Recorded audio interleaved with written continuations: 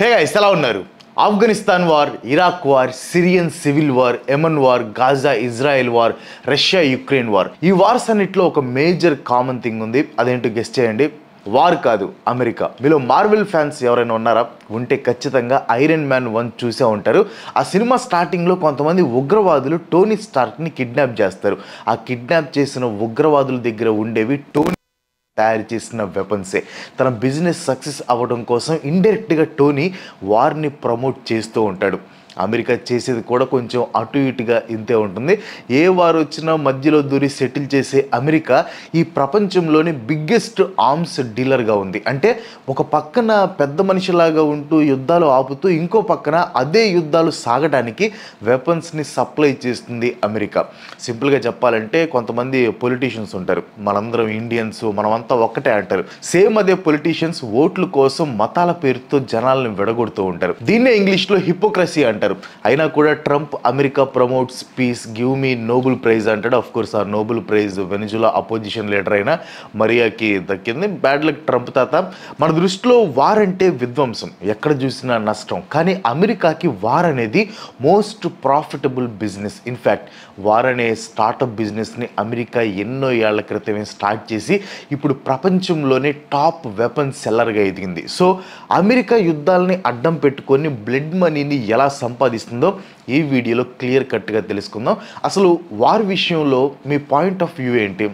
ఎవరి point of view అయినా ఏముంటుంది, వార్ అంటే విధ్వంసం. ఆల్రెడీ గాజాలో, పాలస్తీన్లో చూస్తున్నాం కదా, ఏజ్తో సంబంధం లేకుండా శవాలు కుప్పలు కుప్పలుగా పడి ఉంటాయి. కానీ ఇది మన పాయింట్ ఆఫ్ వ్యూ. బట్ కొన్ని డిఫెన్స్ కంపెనీలకి వార్ అనేది ఒక గోల్డెన్ ఆపర్చునిటీ. వార్ స్టార్ట్ అవుతుందంటే వీటి బిజినెస్ బిలియన్స్లో ఉంటుంది. ఎందుకంటే వార్లో యూజ్ చేసే ఫైటర్ జెట్స్ నుంచి హ్యాండ్ గ్రెనేడ్స్ వరకు అన్నిటినీ ఈ డిఫెన్స్ కంపెనీసే తయారు చేస్తాయి. సో వార్ వస్తే ఈ కంపెనీస్కి పండగే. ఒక పక్క ప్రాణాలు పోతుంటే పండగ ఏంటి అనుకుంటారేమో.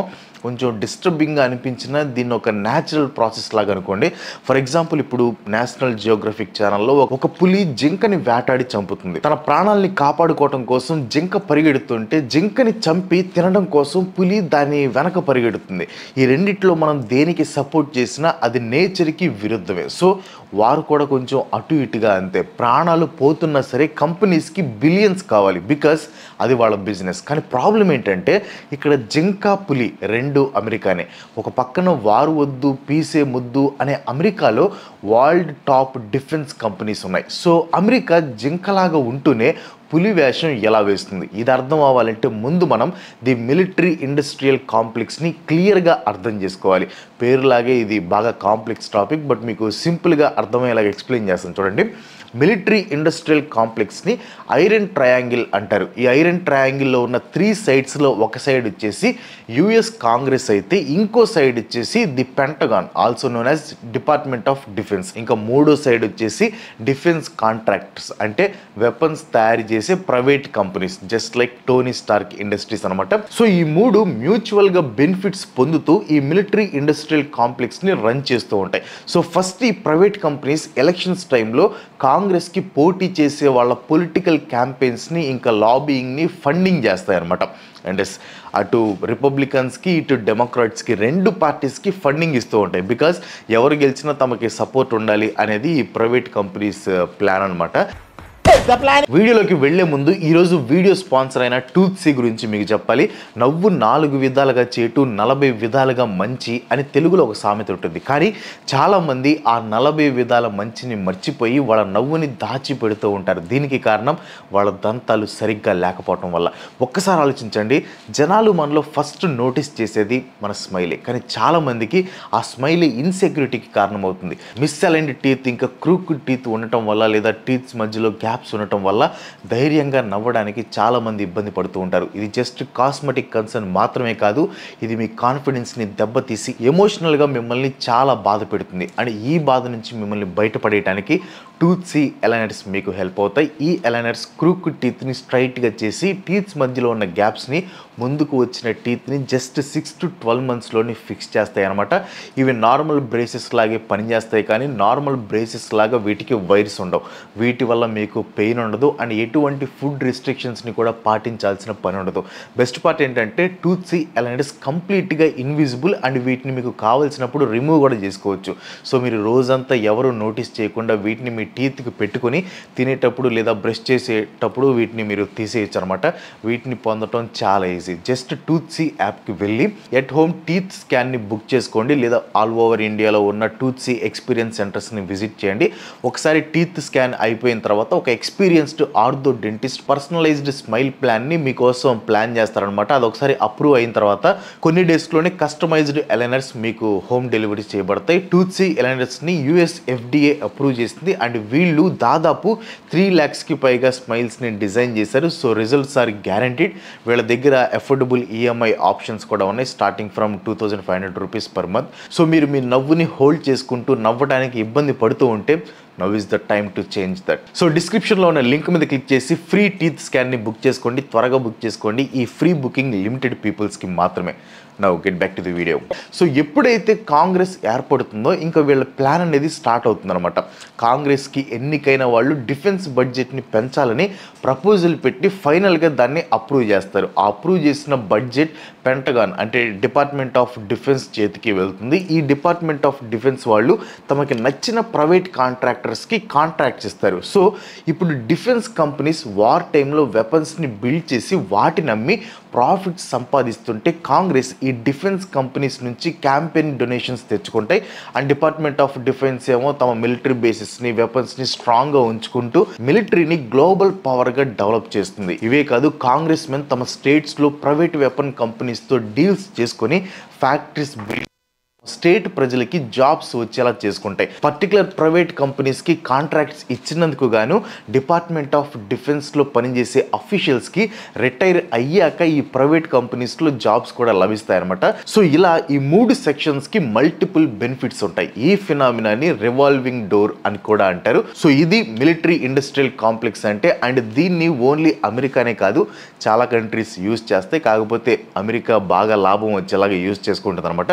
కానీ ప్రాబ్లం ఏంటంటే ఈ బిజినెస్ మోడల్ని సక్సెస్ఫుల్గా రన్ చేయడం కోసం అమెరికాని ప్రాక్సీ వార్స్కి దిగుతూ వార్స్కి ఫండింగ్ చేస్తుంది. ఇప్పుడు లాస్ట్ డికేడ్ తీసుకోండి.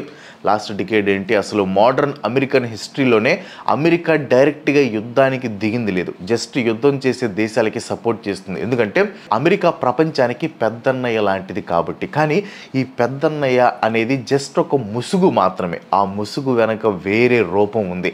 ఆ రూపం మనుషుల ప్రాణాలని డాలర్స్కి లెక్క కట్టి లాభాలు వెనక వేసుకుంటుంది. నేనేది ఊరికే చెప్పను, 2 ప్రూఫ్స్ చూపిస్తారు. ది ఇన్ఫేమస్ వియత్నాం వార్ గురించి వినే ఉంటారు. అమెరికా చరిత్రలో దారుణంగా ఓటమి పాలైన యుద్ధం ఇది.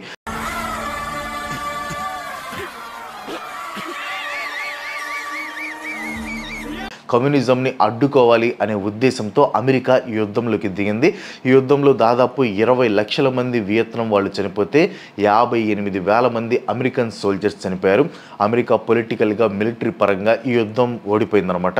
ఈ యుద్ధం వల్ల అమెరికా సొసైటీ డివైడ్ అయిపోయింది. అమెరికా అంతా అతలాకుతలం అయిపోయింది. కానీ ఈ యుద్ధం టైంలో కోల్ట్ ఇండస్ట్రీస్ అనే అమెరికన్ గన్ కంపెనీ మాత్రం రికార్డు ప్రాఫిట్స్ని చూస్తుంది. లాక్ హీడ్ మార్టిన్ కార్పొరేషన్ అనే అమెరికాలో బిగ్గెస్ట్ వెపన్ ఇండస్ట్రీ ఒకటి ఉంది. 2001 నుంచి 2020 వరకు చూసుకుంటే వీళ్ళ స్టాక్ ప్రైస్ దాదాపు 1000% పెరిగింది. ఎందుకంటే 2001లో అమెరికా ఆఫ్ఘనిస్తాన్ని అండ్ 2003లో ఇరాక్ని ఇన్వైట్ చేసింది. అండ్ ఈ ఇన్వేషన్స్కి వెపన్స్ సప్లై చేసింది. ఎస్, కరెక్ట్గా గెస్ చేశారు, Lockheed Martin corporation. And Russia Ukraine వార్లో అమెరికా యుక్రెయిన్కి సపోర్ట్ చేస్తూ ఫారిన్ ఎయిడ్ కింద బిలియన్స్ విలువ చేసే వెపన్స్ని యుక్రెయిన్కి అందించింది. ఇలా అందించిన టైంలో average New York stock exchange index 7% పడిపోతే Lockheed Martin stock price మాత్రం 42% పెరిగింది. అంతేకాదు నార్థ్రోప్ గ్రూమ్యాన్ అనే మరొక అమెరికన్ వెపన్స్ కంపెనీ 34% పెరిగింది. జనరల్ డైనమిక్స్ అనే మిలిటరీ ఎక్విప్మెంట్ తయారు చేసే కంపెనీ స్టాక్ ప్రైస్ 22% పెరిగింది. సో ఒకవైపు వారిని సింగిల్ హ్యాండ్తో ఆపేస్తా అని అమెరికా డబ్బా కొట్టుకుంటే, ఇంకోవైపు అమెరికన్ ప్రైవేట్ కంపెనీస్ బిలియన్స్ వెనక వేసుకుంటున్నాయి. అందుకే స్టార్టింగ్లో అన్నాను, అమెరికా బిల్డ్ చేసిన బెస్ట్ స్టార్టప్ బిజినెస్ ఏదైనా ఉందంటే అది వార్ బిజినెస్సే. అమెరికా ఈ బిజినెస్ని ఎలా స్టార్ట్ చేస్తుందో తెలుసుకోవాలంటే మనం వరల్డ్ వార్ 2 టైంకి వెళ్ళాలి. ఇప్పుడంటే ప్రతి యుద్ధం మధ్యలో అమెరికా దూరుతుంది, కానీ వరల్డ్ వార్ 2 టైంలో అమెరికాకి అసలు యుద్ధం అంటేనే ఇంట్రెస్ట్ ఉండేది కాదు. ఆ టైంలో అమెరికాకి ట్రేడ్ తప్ప వేరే దాని మీద ఇంట్రెస్ట్ ఉండేది కాదు. ఇన్ఫ్యాక్ట్ ఆ టైంలో అమెరికా వార్ని ఎంత లైట్ తీసుకునేదంటే టాప్ 10 స్ట్రాంగెస్ట్ ఆర్మీస్ లిస్ట్లో కూడా అమెరికా ఉండేది కాదు. కానీ జపాన్ అమెరికన్ నేవల్ బేస్ అయిన పెర్ల్ హార్బర్ మీద చేసిన సర్ప్రైజ్ అటాక్ అమెరికన్ మిలిటరీ పవర్కి కొత్త రూపాన్ని ఇచ్చింది. జపాన్ చేసిన ఈ సర్ప్రైజ్ అటాక్లో 2400 మంది అమెరికన్ సోల్జర్స్తో పాటు సివిలియన్స్ కూడా చనిపోయారు. అప్పటి వరకు అమెరికా ఒక స్లీపింగ్ జైంట్, కానీ ఈ అటాక్ తర్వాత రోరింగ్ బీస్ట్ లాగా మారిపోయింది. సింపుల్గా చెప్పాలంటే నిద్రపోతున్న సింహాన్ని మెడ మీద కొట్టి లేపారు జపాన్ వాళ్ళు. అప్పటి వరకు ట్రేడ్ ఎకానమీ అంటూ పనిచేసిన అమెరికన్ గవర్నమెంట్ ఈ అటాక్ తర్వాత నుంచి తమ మిలిటరీ ప్రొడక్షన్ని విపరీతంగా పెంచింది. కార్లు తయారు చేసే ఫ్యాక్టరీలు, వార్ ట్యాంక్స్, ఇంకా ఫైటర్ ప్లేన్స్ని తయారు చేయడం మొదలుపెట్టాయి. ఆడ మగ అని తేడా లేకుండా మిలిటరీలో జాయిన్ అయ్యారు. అమెరికా దేశం మొత్తం ఎకనామిక్ డెవలప్మెంట్ని పక్కన పెట్టి యుద్ధ కేకలు వేయటం మొదలుపెట్టింది. అమెరికన్ కంపెనీస్కి మొదటి నుంచి వార్ మీద ఇంట్రెస్ట్ లేదు, కానీ జపాన్ చేసిన దాడితో వేరే దారి లేక వార్ ఎక్విప్మెంట్ ప్రొడక్షన్ని స్టార్ట్ చేశాయి. ఎమోషనల్గా ప్రొడక్షన్లోకి దిగారు, కానీ ప్రాక్టికల్గా ఈ కంపెనీస్ ప్రొడక్షన్లో పూర్తిగా ఇన్వెస్ట్ చేయలేకపోయాయి. ఎందుకంటే ప్రాఫిట్స్ రావేమో అని భయం. అమెరికన్ గవర్నమెంట్ వార్ డిక్లేర్ చేసి మిలిటరీ ఎక్విప్మెంట్ తయారు చేయమని కంపెనీస్కి కాంట్రాక్ట్స్ అయితే ఇచ్చింది, కానీ వార్ మధ్యలో ఆగిపోతే ఎలా అనే దాని మీద క్లారిటీ ఇవ్వలేదు. ఇప్పుడు ఒక కంపెనీకి ఒక 1000 గన్లు తయారు చేయమని కాంట్రాక్ట్ వచ్చింది అనుకుందాం. 1000 గన్లు తయారు చేయాలంటే దానికి అవసరం అయ్యే రా మెటీరియల్ కానీ, వర్కర్స్ కానీ, ఎక్విప్మెంట్ కానీ మిలియన్స్లో కానీ ఖర్చు అవుతుంది. ఇంత ఇన్వెస్ట్మెంట్ పెట్టి ప్రొడక్షన్ స్టార్ట్ చేసిన తర్వాత సడన్గా వార్ ఆగిపోతే ఇన్వెస్ట్మెంట్ అంతా వేస్ట్ అయిపోతుంది. ఇదే భయం అమెరికన్ వెపన్ కంపెనీస్కి కూడా పట్టుకుందనమాట. యుద్ధం ఎప్పుడు మొదలవుతుంది, ఎప్పుడు ఆగిపోతుంది అనేది ఎవరు ప్రిడిక్ట్ చేయలేరు. ఒకవేళ చేసినా సడన్గా మిలిటరీ ఎక్విప్మెంట్ని తయారు చేయటం అంటే ఇంపాసిబుల్. సో ఈ ప్రాబ్లమ్ని సాల్వ్ చేయడానికి అప్పటి అమెరికన్ గవర్నమెంట్ ఒక స్ట్రాటజీని తీసుకొని వచ్చింది. ఆ స్ట్రాటజీ పేరు గ్యారంటీడ్ ప్రాఫిట్ కాంట్రాక్ట్ స్ట్రాటజీ. ఏం లేదు, ఈ స్ట్రాటజీ ప్రకారం ఒకవేళ ఇచ్చిన మిలిటరీ కాంట్రాక్ట్ ప్రొడక్షన్ మధ్యలోనే ఆపేయాల్సి వస్తే అప్పటి వరకు చేసిన ప్రొడక్షన్కి పే చేయడంతో పాటు అప్పటి వరకు జరిగిన ప్రొడక్షన్లో 10% ప్రాఫిట్ని గవర్నమెంట్ మీకు పే చేస్తుంది. ఫర్ ఎగ్జాంపుల్, ఒక కంపెనీకి 2000 గన్స్ తయారు చేయాలి అని కాంట్రాక్ట్ వచ్చింది అనుకుందాం. ఈ 2000 గన్స్ తయారు చేయడానికి $100 మిలియన్ ఖర్చు అవుతుంది. 1500 గన్స్ తయారు చేసిన తర్వాత యుద్ధం ఆగిపోయింది అనుకోండి, ఆ 1500 గన్స్కి $75 మిలియన్ ఖర్చు అయింది. So American government 1500 గన్స్కి $75 million pay చేసి 10% ప్రాఫిట్ అంటే $7.5 మిలియన్ పే చేస్తుంది. ఈ స్ట్రాటజీతో కంపెనీస్కి ధైర్యం వచ్చింది. ఇన్వెస్ట్మెంట్కి ప్రొటెక్షన్ లభించడంతో పాటు ఎటువంటి ఫైనాన్షియల్ రిస్క్ కూడా ఉండదు. అంటే యుద్ధం మధ్యలో ఆగిపోయి మీరు కాంట్రాక్ట్ని పూర్తి చేయలేకపోయినా కూడా మీ ఇన్వెస్ట్మెంట్తో పాటు ఎక్స్ట్రా ప్రాఫిట్స్ కూడా మీకు లభిస్తాయి. ఈ పాయింట్ ఏదైతే ఉందో అది అమెరికన్ వెపన్స్ మేకింగ్ కంపెనీస్కి జాక్పాట్ లాగా కనిపించింది. ఇంకేముంది, అమెరికన్ కంపెనీస్ వార్ మిషన్స్ అయిపోయాయి. ఆటోమొబైల్ కంపెనీస్ అన్ని ఫైటర్ జెట్స్ ఇంకా బాంబ్స్ తయారు చేయడం మొదలుపెట్టాయి. ఇవి చాలా అన్నట్లు $2 బిలియన్ అమెరికా ది మ్యాన్హాటన్ ప్రాజెక్ట్ని మొదలుపెట్టింది. అండ్ ఆ మ్యాన్హాటన్ ప్రాజెక్ట్ని ఫస్ట్ టేస్ట్ చేసింది ఎవరో కాదు, అమెరికా వార్ మిషన్గా మారడానికి కారణమైన జపానే. లిటిల్ బాయ్, ఫ్యాట్ మ్యాన్ అనే 2 న్యూక్లియర్ బాంబ్స్ని ఈ మ్యాన్హాటన్ ప్రాజెక్ట్లో భాగంగా తయారు చేసి హిరోషిమా ఇంకా నాగసాకి మీద లాంచ్ చేసింది అమెరికా. హిట్లర్ చనిపోయాడు, వరల్డ్ వార్ 2 ఎండ్ అయింది. యుఎస్ ఇంకా తమ డిఫెన్స్ ఇన్వెస్ట్మెంట్ని తగ్గిస్తుంది అని అందరూ అనుకున్నారు, కానీ అమెరికా అప్పటికే టూ మచ్గా ఇన్వెస్ట్ చేస్తుంది. వరల్డ్ వార్ 2 ఎండ్ అయ్యే టైంకి అంటే 1945కి అమెరికా దగ్గర ప్రపంచంలోని లార్జెస్ట్ నేవీ ఇంకా లార్జెస్ట్ ఎయిర్ ఫోర్స్ ఉన్నాయి. అంతేకాదు అమెరికన్ జీడిపిలో 40% జీడిపి డిఫెన్స్ ఇండస్ట్రీ జనరేట్ చేయడం మొదలుపెట్టింది. వరల్డ్ వార్ 2 టైంలో వెపన్స్ ప్రొడక్షన్ స్టార్ట్ చేయడంతో 17 మిలియన్ జాబ్స్ క్రియేట్ అయ్యాయి. ఎప్పుడు లేని విధంగా బ్లాక్ పీపుల్ ఇంకా ఉమెన్ కూడా జాబ్స్ చేయడం మొదలుపెట్టారు. So 17 million people war material ప్రొడక్షన్ని నమ్ముకున్న టైంలో ఆ ప్రొడక్షన్ని ఆపేసే రిస్క్ అమెరికా గవర్నమెంట్ తీసుకోలేకపోయింది. అమెరికన్ సివిలియన్స్ వార్ మిషన్స్ మీద వాటి ప్రొడక్షన్ మీద డిపెండ్ అయ్యారు. జనాలు డిఫెన్స్ జాబ్ మీద డిపెండ్ అవడంతో పొలిటీషియన్స్కి ఆ జాబ్స్ని కాపాడటం మెయిన్ ప్రియారిటీగా మారింది. అంతే కదా, జాబ్స్ ఉంటే ఓట్స్ వస్తాయి. అఫ్ కోర్స్ మన దగ్గర అలా ఉండదనుకోండి. Anyway, jobs equal to votes అని ఆ టైంలో అమెరికన్ పొలిటీషియన్స్ గట్టిగా ఫిక్స్ అయ్యారు. అయితే ఆ టైంలో జాబ్స్ అంటే వెపన్స్ తయారు చేయటం అంటే వార్ని ప్రమోట్ చేయటం అని పొలిటీషియన్స్కి అర్థమైనా కూడా జనాల ఓట్లు వాళ్ళకి ఇంపార్టెంట్ అనిపించాయి. అండ్ వెపన్స్ మేకర్స్ కూడా వార్ అనేది జస్ట్ ఒక నార్మల్ బిజినెస్ కాదు, వార్ ఒక ప్రాఫిట్ మిషన్ అని వాళ్ళు అర్థం చేసుకున్నారు. సో విధ్వంసం జరుగుతున్నా కూడా వార్ని ప్రమోట్ చేయాలి అన్నట్టు పొలిటీషియన్స్ ఇటు ప్రైవేట్ కంపెనీ ఓనర్స్ డిసైడ్ అయ్యారు. అలా డిసైడ్ అయ్యి మిలిటరీ ఇండస్ట్రియల్ కాంప్లెక్స్ని క్రియేట్ చేశారు. అయితే అసలు వార్ అనేది లేకుండా, క్లియర్ ఎనిమీ అనేవాడు లేకుండా ఎన్ని వెపన్స్ తయారు చేసిన ఏం లాభం చెప్పండి. ఇలాంటి టైంలో అమెరికా ఒక కొత్త ఎనిమిని క్రియేట్ చేసుకుంది. ఆ ఎనిమి పేరు సోవియట్ యూనియన్. ఎందుకు సోవియట్ యూనియనే అమెరికా సెలెక్ట్ చేసుకుంది అది తెలుసుకునే ముందు మీరు ఎంతవరకు వీడియో చూసారంటే మీకు ఇంట్రెస్టింగ్ అనిపించిందని నేను అనుకుంటున్నాను. ఇన్ కేస్ మీరు ఇంకా మన ఛానల్కి సబ్స్క్రైబ్ కాకపోతే ప్లీజ్ డూ సబ్స్క్రైబ్. మీరు సబ్స్క్రైబ్ చేస్తే ఇలాంటి ఇంకా మంచి వీడియోస్ చేయడానికి ఒక మోటివేషన్లో ఉంటుంది. So please do subscribe. And ఇంకా వీడియోని లైక్ చేయకపోతే ఖచ్చితంగా లైక్ చేయండి. అండ్ దీనికి ఆన్సర్ సింపుల్. ఎలా అయితే పురాతన కాలంలో రాజులు రిలీజియన్ని అడ్డం పెట్టుకుని వేరే రిలీజియన్కి చెందిన ఒక స్ట్రాంగ్ ఎనిమీని సెలెక్ట్ చేసుకునేవాళ్ళు, అమెరికా తన క్యాపిటలిజంని అడ్డం పెట్టుకుని కమ్యూనిజంకి సపోర్ట్ చేసి సోవియట్ యూనియన్ని ఎనిమీగా సెలెక్ట్ చేసుకుంది. అందుకే 1947లో యుఎస్ డైరెక్ట్గా ఒక డిక్లరేషన్ ఇచ్చింది. అదేంటంటే ప్రపంచంలో కమ్యూనిజం ఎక్కడ ఉన్నా సరే దాన్ని అడ్డుకుంటాం, బై ఎనీ మీన్స్ నెససరీ అని డిక్లేర్ చేసింది. అలా డిక్లేర్ చేసి తమ ప్రాపగండాని స్టార్ట్ చేసి అన్ని విధాలుగా సోవియట్ యూనియన్ని ఎనిమీగా పోర్ట్రే చేసింది. సో బేసిక్గా Soviet union is the enemy, we have to fight them అనే ఆలోచనని ప్రతి అమెరికన్ సిటిజన్ మైండ్లో పాతుకుపోయేలాగా అమెరికన్ క్యాపిటలిస్టులు చేశారు. అలా సోవియట్ యూనియన్ అనే స్ట్రాంగ్ ఎనిమీని క్రియేట్ చేసి సోవియట్ యూనియన్తో యుద్ధం చేసి తీరాలి అనే సిచ్యువేషన్ని క్రియేట్ చేశారు. జనాలు కూడా ఏ పొలిటీషియన్స్ అయితే సోవియట్తో ఇంకా కమ్యూనిస్టులతో వార్ చేయడానికి సపోర్ట్ చేస్తారో వాళ్ళకే ఓట్లు వేసేవాళ్ళు అనమాట. అలా వార్ అనేది అమెరికన్ సిస్టంలో ఒక ఇంపార్టెంట్ పాయింట్ అయిపోయింది. 1954లో వియత్నాం రెండుగా చీలింది. దీనిలో నార్త్ వియత్నాం కమ్యూనిజంకి సపోర్ట్ చేస్తే సౌత్ వియత్నాం కమ్యూనిజంని వ్యతిరేకించింది. అండ్ నార్త్ వియత్నాంకి సపోర్ట్గా సోవియట్ యూనియన్ ఎంటర్ అయింది. అప్పటి వరకు అసలు వియత్నాం గురించి పట్టించుకొని అమెరికా ఎప్పుడైతే కమ్యూనిజం అనే కాన్సెప్ట్ వియత్నాంని రెండుగా చీల్చి సీన్లోకి సోవియట్ యూనియన్ ఎంటర్ అయిందో వియత్నాంని కాపాడటం మన బాధ్యత అంటూ అమెరికన్ గవర్నమెంట్ అమెరికన్స్ని కన్విన్స్ చేసి అమెరికన్ సోల్జర్స్ని వియత్నాంకి పంపింది. ఈ వియత్నాం వార్ దాదాపు 20 ఏళ్ళు సాగిందనమాట. రెండు వైపులా ఎంతోమంది ప్రాణాలు పోయాయి. కానీ అమెరికన్ వెపన్ ఇండస్ట్రీస్ మాత్రం బిలియన్స్ సంపాదించాయి. ఒకవైపు తమ సోల్జర్స్ చనిపోతున్నా కూడా అమెరికన్ గవర్నమెంట్ వెపన్స్ ఇండస్ట్రీ నుంచి జనరేట్ అయ్యే రెవెన్యూని చూసుకుంది, కానీ పోతున్న ప్రాణాలని పట్టించుకోలేదు. పొలిటీషియన్స్ వార్ పేరు చెప్పి ఓట్లు తెచ్చుకున్నారు. వార్ మెటీరియల్ని ప్రొడ్యూస్ చేసి ఇండస్ట్రీస్ లాభపడ్డాయి. కానీ ఎంతోమంది అమెరికన్ సోల్జర్స్ ప్రాణాలు కోల్పోయారు. ప్రాణాలతో బయటపడిన వాళ్ళు వార్ ట్రామాతో మెంటల్గా డిస్టర్బ్ అయ్యారు.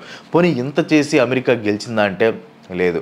20 సంవత్సరాలు యుద్ధం చేసిన తర్వాత నార్త్ వియత్నాం సోల్జర్ సౌత్ వియత్నాంని కంట్రోల్లోకి తీసుకొని కమ్యూనిజంని గెలిపించారు. అమెరికా వియత్నాంతో ఆగలేదు. ఆ తర్వాత 1990లో జరిగిన గల్ఫ్ వార్లో వేలు పెట్టి ఈ వారికి ఫండింగ్ ఇచ్చింది. ఆ తర్వాత సద్దాం హుస్సేన్కి సపోర్ట్ చేసి అదే సద్దాం హుస్సేన్ని ఉరి తీసేలాగా చేసింది. ఇవన్నీ నేను అమెరికా అరాచకాలు అనే వీడియోలో డీటెయిల్డ్గా ఎక్స్ప్లెయిన్ చేశాను.